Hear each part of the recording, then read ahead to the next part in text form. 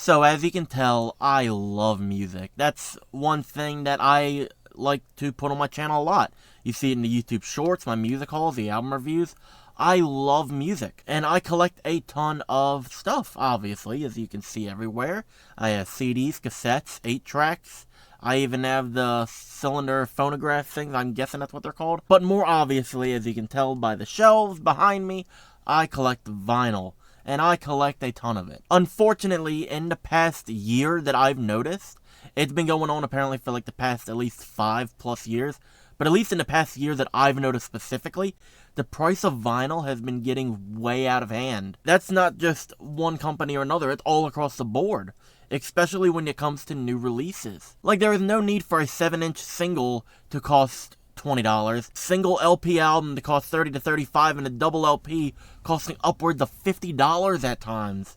Like, that discourages a lot of people trying to get into this hobby of collecting it. It's even affected how I buy records and how many I buy. I go back to like 2018 to 2020, like before the funky stuff happened, because that was just a whole entire other train wreck that I want to talk about at some time. But like, in the early days, I started collecting in 2016, but like from like 2017 basically to 2019, I was going out, I was buying like records like crazy.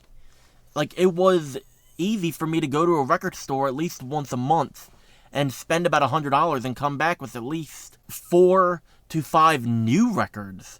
Like, regardless of if they're double LP or single LP. Now it's like, I struggle to even like justify a purchase of a new vinyl when it's like $30 at times, and that's just like, that's a lot of money for a lot of people. And I see many people talk about online the pros and cons of collecting vinyl, and if it's even worth getting into the hobby of it now.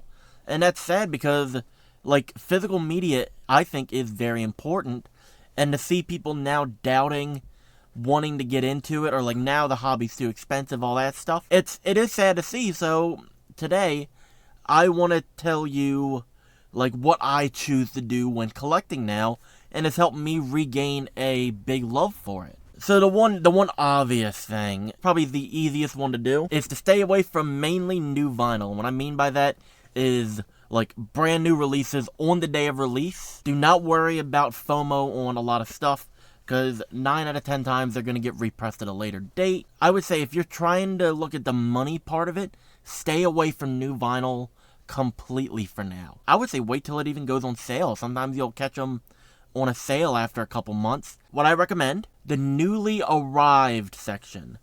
Now, it depends on where you go. Some places don't have that little like bin of newly arrived or new arrivals. Sometimes they just put it directly into the used section. Those kind of sections, the newly arrived, the used sections, that is 100% a green flag to go to, because most of the time you can get an amazing variety of in good shape used ones for very cheap at times.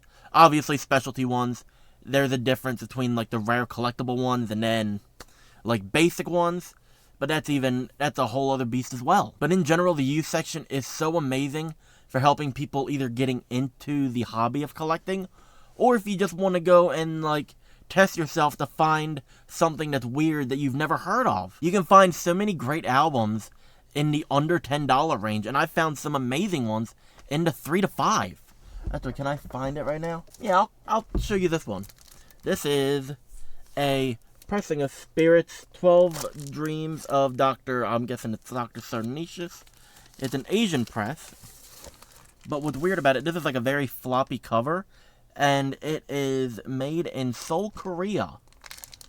So it's like, this I got for, what was it, $9. I remember that. It was $9. I had never seen this pressing before. I love it. I have an American pressing that I play because I don't want to ruin this one. Or even this one. This is a great rock album that I found. This is 10 Years After, A Space in Time. This I found for $6. I've been trying to find this forever, and I got so lucky to find it. It's in great shape. But it's like, just check the used section. Hand in hand with the used vinyl section, always check the dollar bins. Check them. I have found some amazing things in those. If you're getting into the hobby and you want to go to like classic rock stuff, or like anything from like the 60s to like the 90s, you'll find some great stuff. I've personally found Zeppelin, Beatles, Stones, and some crazy odd and end ones that you never see, especially like rap singles and pop singles. These actually found in dollar bins at a store. This is Never Gonna Give You Up. Obviously, that's the meme song, everyone loved it. And then I found, what is this? KMD's Peach Fuzz. Both $1 a piece. Next is go to stores you have never been to. Outside of my main 3 near me, I've been to over a dozen, sometimes like an hour or 2 away. Sometimes in different states even. I've been to some in Maryland, Tennessee, Delaware, and Ohio that are just so amazing, and honestly, they do not have stuff that my main ones have. Especially the one in Ohio, Magnolia, I can't say the rest of the name here, Magnolia Thundercat. But they had some crazy stuff that I thought I would never see. Like, I think, if I'm correct, it was a quadraphonic version of Edgar Winter's They Only Come Out at Night. I found Missy Elliott's, I think it's Iconology, if I'm correct. That was a sealed CD for $10. Honestly, that was mainly like a CD run. So many promotional ones. I found Blood Rock 2 and 3 that I've been looking for forever. I think one I paid $3 for and another one I paid $1 for. So it's like, you never know what you're going to find at any random place. And if you don't want to go to record stores specifically, try your local flea markets. Thrift stores I would kind of put on the back burner. Obviously, if you've seen my resellers video now, you know why. Flea markets are a good one to go to. I actually do a flea market booth, and I have a lot of in good shape ones. I want to get up there at least one more time before Christmas season. But I have a lot of like in good shape ones for like very affordable price, like under $10. I have some more high end ones, but mostly good stuff, as well as a lot of 50-cent 7 inches. But you'll find a lot of people that just don't care. Like, they have them up for like $0.25 to $1 a piece at times. And again, it's stuff you probably will never see. Like, I was lucky enough to find a Chuck Berry 10-inch shellac record that I really wanted a couple years back. Paid like $8 for it, and it's amazing. It's one of my favorite pieces in my collection. And that was at a flea market. But then again, also, you gotta be careful at flea markets, because, you might find some ones that are a bit questionable, but overall, I've had more positive than negative. And as well as flea markets, try record fairs out. There has been so many great finds that I've had at, 2 of the ones I went to recently. The one was I just didn't like the atmosphere as much, but that's just a me thing. And honestly, for some people, that might be intimidating. But honestly, I would say power through it. If you just want to throw your headphones in, walk around, do some digging, that's probably the best bet. That's what I did. Because I am not a social person. I just kind of want to go in there, do my thing, get out. But I found some great releases, especially at one of the first ones, the Arbutus Fair in Maryland. So many great releases. That was like, if you want stuff for cheap, go there. They have so many that are great and affordable. Actually, here's one right here. I still have to find a place for it. Zappa, The Ship Arriving Too Late to Save a Drowning Witch. I got this for $2 or $1. It was $1 or $2.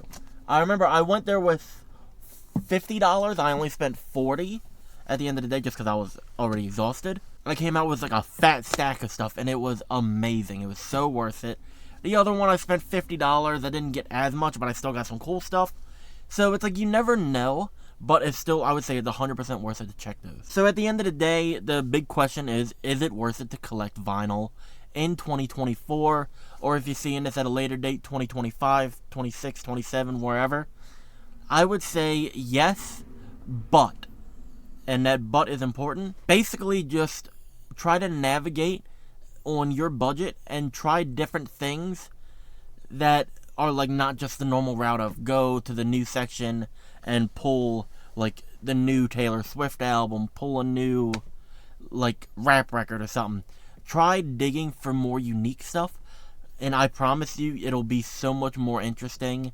And honestly, it's cool. It's like a treasure hunt, basically. At least for the past like 4 years now, I've gone into the record store like 95% of the time not knowing what I want there. I don't go in with a plan. I don't go in with like okay, I want this one or it's a bust. No, I go in there and I search. I found so many amazing albums that way, and it's helped me regain like a passion for collecting. And I hope my video, even though it's kind of all over the place, I hope it helps you in any way as well.